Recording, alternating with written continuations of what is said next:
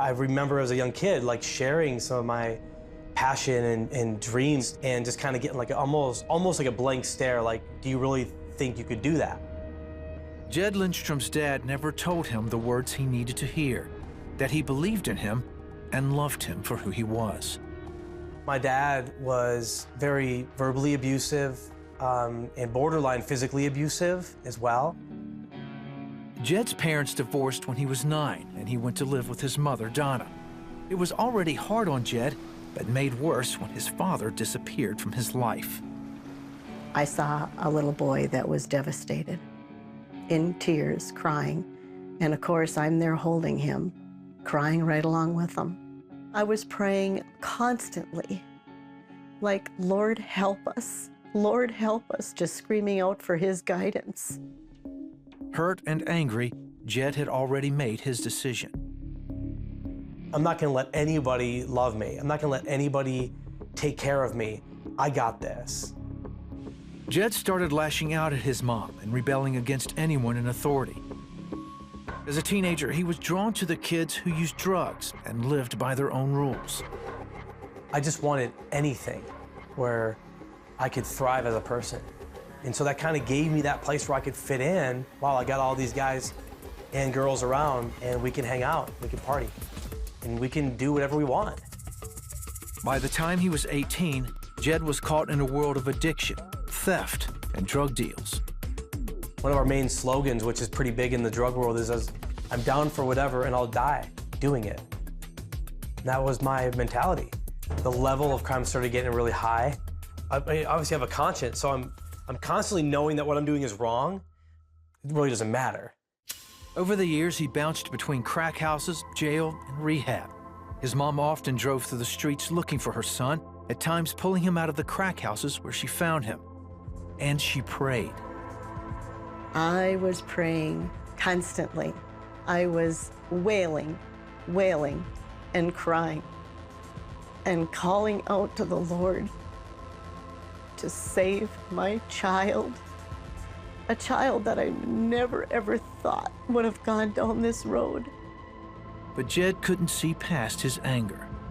Every time I get brought back home by the police, I'd sit in my room and my mom would pray. And I remember hearing her. I'd be like, Mom, shut up. Mom, be quiet. I don't want to hear that. I don't want to hear that. As drug addiction took complete control over his life, Jed decided he had nothing to live for. Sooner or later, I knew that it was going to end. I was either going to get clean or I was going to die that way. But I was enjoying the high. I was enjoying the escape. Like, if I died, I figured I was buried and life is done. So I figured I might as well party it up. Might as well, live the way I want to live. There were times even his mom lost hope. And one time I just laid in bed and I said, is this going to be the call where he didn't make it this time? And I would be planning his funeral.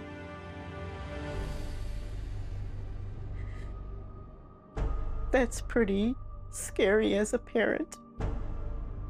But that didn't keep her from praying and trying to reach her son. Mom would pick me up and she's like, I don't want to see you die this way. Finally, I think it all just kind of came in on me, like, maybe living is worth it. Maybe living life is worth it. At 24 years old, Jed was homeless and had a warrant out for his arrest. Some friends gave him a place to stay, and one Sunday, they took him to church. They did a call for communion, and I just heard a voice say, go up there. Go up there. And I remember walking up there, and that was one of the first times I really could feel the presence of God.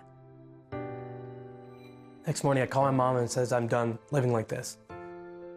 His mom picked him up and took him to the county jail, where he turned himself in. In his cell, he found a Bible. So I went to the Bible right away, and I literally opened up the Bible, and I got on my knees, and I just began to, weep.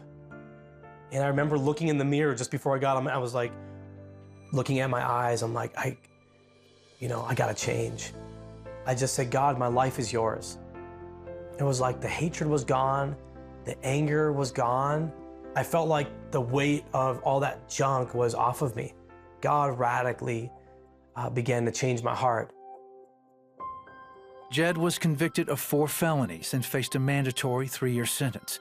Donna prayed that instead of giving him jail time, the judge would show mercy and send him to rehab.